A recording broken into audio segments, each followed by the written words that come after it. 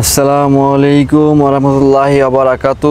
আশা করি সবাই আপনারা ভালো আছেন। দর্শক বন্ধুগণ, আমি এই মুহূর্তে মালদ্বীপ মালের রাজধানী সিটিতে আপনাদের জন্য আরেকটি মালদ্বীপের বিষয় নিয়ে আলোচনা করব।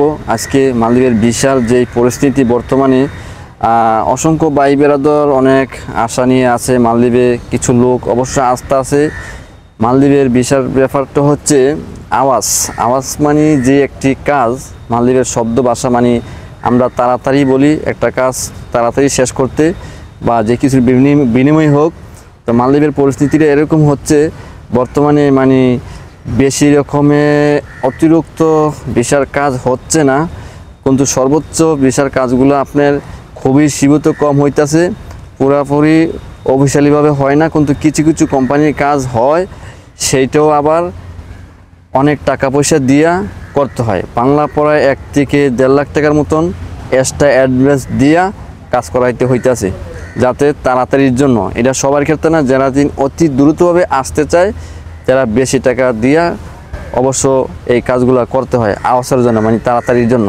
সেটার জন্য পাশাপাশি রয়েছে আপনাদের আগে যে একটা লোক এক সময় দিয়ে 1 বছর দীর্ঘ আগে যে লোকজনগুলো আসছে মালদ্বীপে, তখন কোনো 4 লাখ টাকায় আইতে পারছে, 3,80,000, 3.5 লাখ, 4.5 লাখ।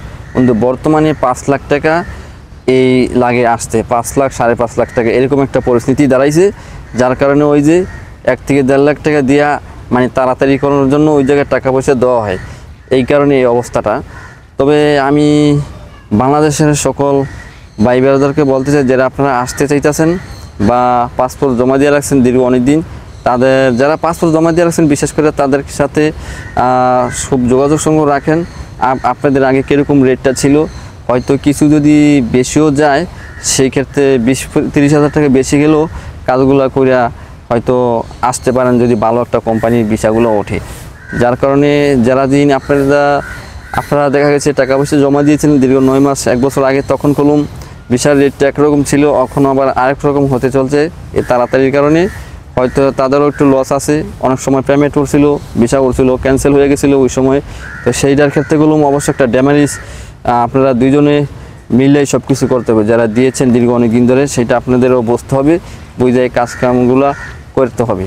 আর আগামী দিনে যারা নতুন আসতে চাইতেছেন, তাদের জন্য অবশ্য বিশেষ করে ভিসার অত্যন্ত তাড়াতাড়ির জন্য এদের টাকা পয়সা দিয়ে আইতে হয়। 5 লাখ 6 লাখ টাকাও লাগিয়া জায়গায় আসতে। তো সেইটা আপনারা ভাইবা চিন্তা কাজ করবেন। আর অসংখ্য মানুষগুলো এই দূরপ্রবাসে অনেকজনে আছে, বাংলাদেশের 64 জেলার লোক আছে মালদ্বীপে। দেখা গেছে অনেকজনে মিথ্যা কথা বলে, আপনাদের কাছে টাকা পয়সা আইনা যোগাযোগ সঙ্গ রাখবে না, বা এরকম একটা কিছু করে মিথ্যাবাদী অনেক হয়রানির শিকার হয়।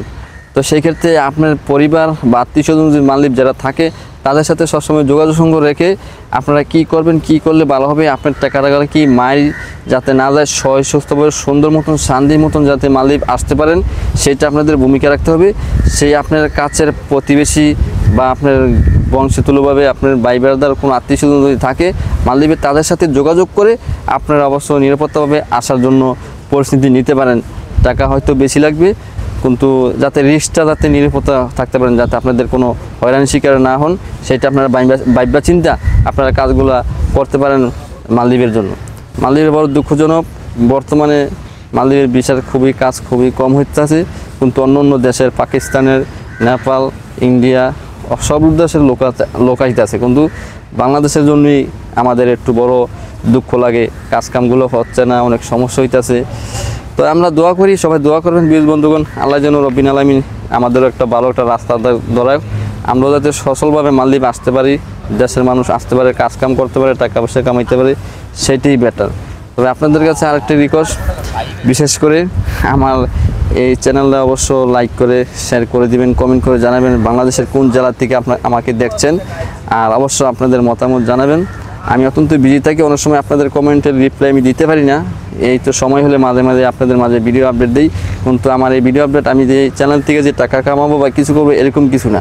আমার একটি স্বপ্ন ছিল দীর্ঘ অনেক বছরের, মালদ্বীপ আসা জগৎ, মানে মালদ্বীপে অত্যন্ত সৌন্দর্য আমি তুলে ধরবো। দীর্ঘ 4 বছর একটি রিসোর্টে ছিলাম, কয়েকটি রিসোর্টে, তো অত্যন্ত সুন্দর, স্বাভাবিক আমি আপনাদের মাঝে অবশ্য তুলে ধরি। আমার টিকটক মালদ্বীপ জামাল, আমার ইনস্টাগ্রামও মালদ্বীপ জামাল, আমার ইউটিউব চ্যানেলও মালদ্বীপ জামাল, ফেসবুক পেজও মালদ্বীপ জামাল।